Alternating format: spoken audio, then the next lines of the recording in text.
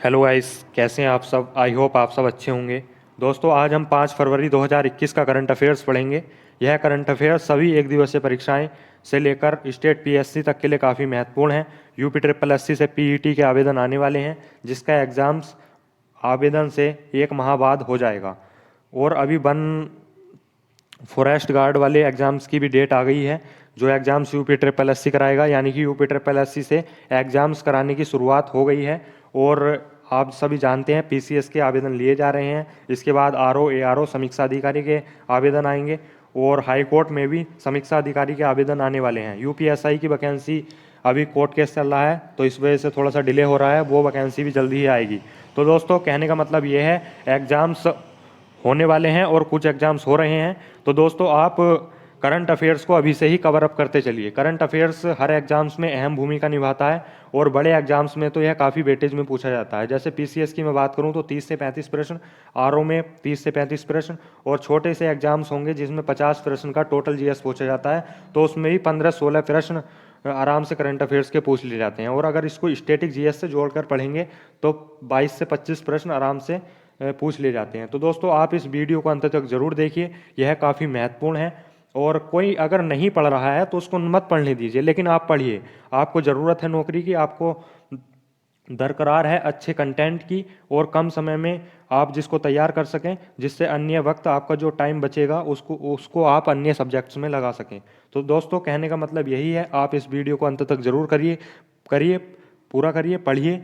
तो दोस्तों, हम इस वीडियो को डेली अपलोड करेंगे। हमें आपके सपोर्ट की ज़रूरत है, हम आपके लिए ही प्रयासरत हैं। अगर आप सपोर्ट नहीं करेंगे तो हमारा मनोबल डाउन होगा। और इसलिए आप वीडियो को अंत तक ज़रूर देखिए और अपने दोस्तों को शेयर कीजिए, लाइक कीजिए, जिससे हमारा मनोबल ऊपर बढ़े और हम और भी वीडियो डेली अपलोड करते रहें। जीएस की पोर्शन पर भी हम वीडियो बनाना चाह रहे हैं, आपके सपोर्ट की हमें ज़रूरत है। हम शुरू करते हैं 5 फरवरी 2021 का करंट अफेयर्स।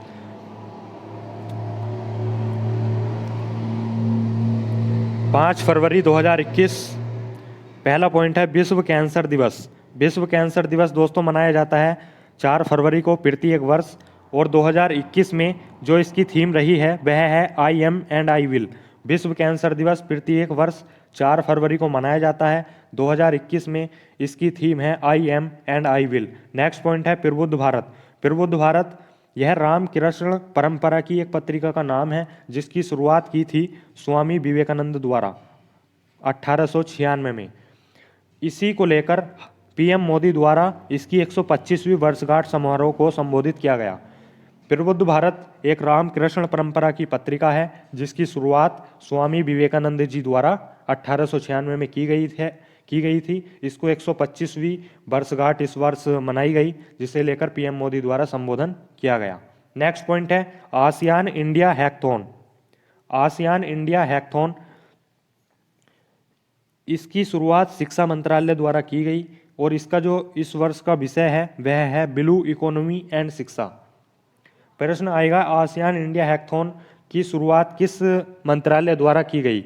उसमें ऑप्शन दे देगा शिक्षा मंत्रालय, जल संसाधन मंत्रालय, या विदेश मंत्रालय, या फिर कृषि मंत्रालय। तो दोस्तों, उसमें ऑप्शन लगेगा शिक्षा मंत्रालय। नेक्स्ट पॉइंट है गणतंत्र दिवस में सर्वश्रेष्ठ झांकी।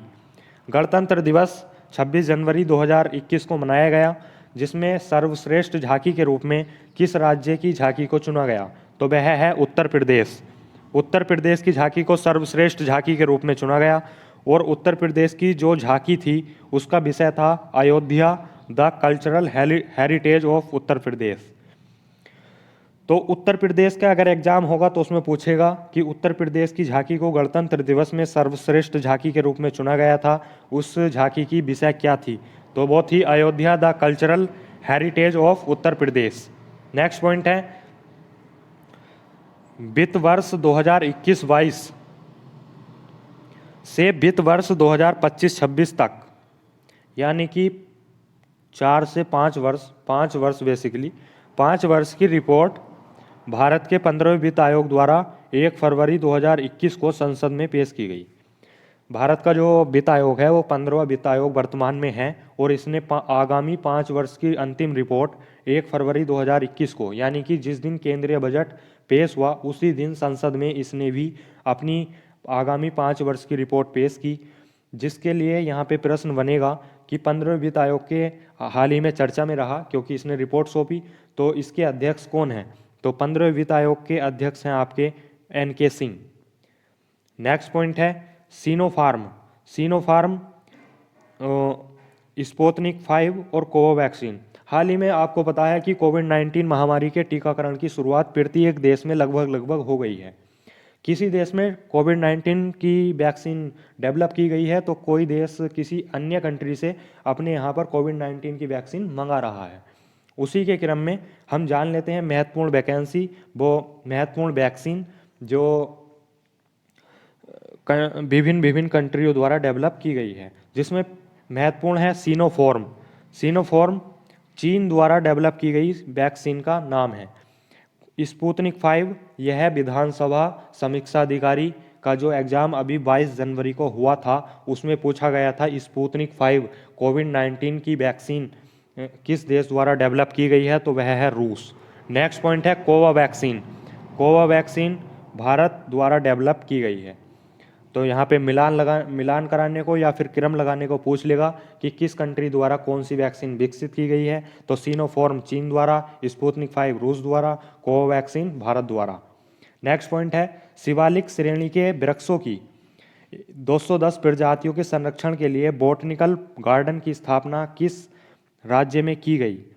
शिवालिक श्रेणी बेसिकली हिमालय का भाग है और हिमालय उत्तर भारत के जम्मू कश्मीर, उत्तराखंड और सिक्किम, अरुणाचल प्रदेश इन राज्यों से होकर बेसिकली गुजरता है।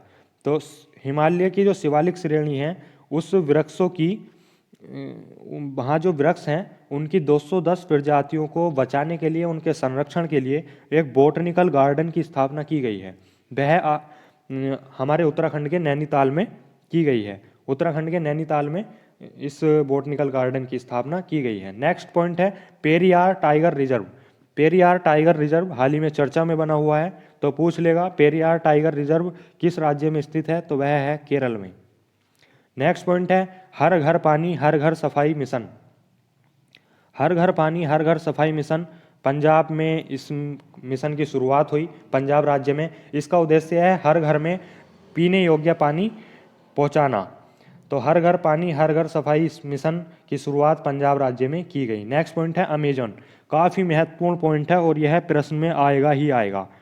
अमेजन आप सभी जानते हैं नंबर 1 कंपनी है ऑनलाइन खरीदारी के मामले में। तो अमेजन के जो CEO हैं वो जेफ बेजोस हैं, लेकिन अभी इनके स्थान पर नए CEO को चुन लिया गया है, यानी कि नए मुख्य कार्यकारी अधिकारी। तो अमेजन के नए CEO बने हैं एंडी जेसी अमेजन के नए CEO बने हैं और इन्होंने स्थान लिया है जेफ बेजोस का। नेक्स्ट पॉइंट है भारत द्वारा पहला आर्द्र भूमि के संरक्षण के लिए अपना पहला समर्पित केंद्र। भारत द्वारा पहला आर्द्र भूमि के संरक्षण के लिए अपना पहला समर्पित केंद्र यह स्थापित किया गया चेन्नई में। भारत द्वारा आर्द्र भूमि के संरक्षण के लिए अपना पहला समर्पित केंद्र स्थापित किया गया है चेन्नई में। नेक्स्ट पॉइंट चोरा चोरी शताब्दी समारोह काफ़ी महत्वपूर्ण है। अगर किसी कार्यक्रम की वर्षगांठ शताब्दी, दशक या फिर हीरक या रजत के रूप में मनाई जाती है तो वह काफ़ी महत्वपूर्ण होता है। खास तौर से जब शताब्दी किसी कार्यक्रम की, किसी व्यक्ति की, किसी परियोजना की मनाई जाए तो वह किसी भी एग्जाम की दृष्टि से काफ़ी महत्वपूर्ण होती है। तो आप इस पॉइंट को जरूर पढ़िए, काफ़ी महत्वपूर्ण है। चोरा चोरी शताब्दी समारोह 4 फरवरी 2021 को गोरखपुर उत्तर प्रदेश के जिले गोरखपुर में 4 फरवरी 2021 को चोरा चोरी शताब्दी समारोह का उद्घाटन किया गया PM मोदी द्वारा ऑनलाइन डिजिटल रूप से। जान लेते हैं चोरा चोरी कांड है क्या, जिसको 100 वर्ष हाल ही में पूरे हुए हैं। तो चोरा चोरी कांड 4 फरवरी 1922 की घटना है। उत्तर प्रदेश के चोरा चोरी एक स्थान पड़ता है गोरखपुर जिले में। उत्तर प्रदेश के गोरखपुर जिले में एक चोरा चोरी एक स्थान पड़ता है जहां 4 फरवरी 1922 को चोरा चोरी कांड नामक घटना हुई थी। इस घटना में हुआ क्या था कि वहाँ की जो भीड़ थी उसने पुलिस थाने पर हमला कर दिया था। उस हमला करके वहाँ आग लगा दी और आग लगाने के उपरांत वहाँ पे 23 पुलिसकर्मी मारे गए थे। इसी के परिणाम स्वरूप जब ऐसी घटना हुई, वहाँ 23 पुलिसकर्मी मारे गए, तो इसी के परिणाम स्वरूप महात्मा गांधी द्वारा जो 12 फरवरी 1922 को, यानी कि 8 दिन बाद, इस घटना के 8 दिन बाद महात्मा गांधी द्वारा राष्ट्रीय स्तर पर जो असहयोग आंदोलन चल रहा था, उसको 12 फरवरी 1922 को तुरंत जो है तत्काल रूप से रोक दिया गया, क्योंकि महात्मा गांधी हिंसा के खिलाफ हैं। और उन्होंने जब ऐसी घटना देखी, ऐसी घटना सुनी, तो उन्होंने 8 दिन बाद ही, यानी कि 12 फरवरी 1922 को राष्ट्रीय स्तर पर असहयोग आंदोलन को रोक दिया। अब जान लेते हैं असहयोग आंदोलन क्या है और यह कब शुरुआत हुई। असहयोग आंदोलन 1 अगस्त 1920 को प्रारंभ हुआ था। यह प्रारंभ क्यों हुआ था और कैसे हुआ था, इसको भी जान लेते हैं। 1920 में कलकत्ता अधिवेशन में, भारतीय राष्ट्रीय कांग्रेस का जो कलकत्ता अधिवेशन 1920 में हुआ था, उसमें विदेशी शासन के खिलाफ सीधी कार्रवाई न करके उसमें फैसला लिया गया कि विदेशी शासन के खिलाफ सीधी कार्रवाई नहीं करेंगे, बल्कि विधान परिषदों को बहिष्कार करेंगे और वहाँ पे जो जो विदेशी कपड़े हैं उनका बहिष्कार होगा और खादी एवं चरखे जैसे प्रचार को बढ़ावा देंगे, तो जिससे विदेशी शासन पर काफ़ी प्रभाव पड़ेगा और एक प्रकार से वहाँ उन पर जो है कार्यवाही भी होगी।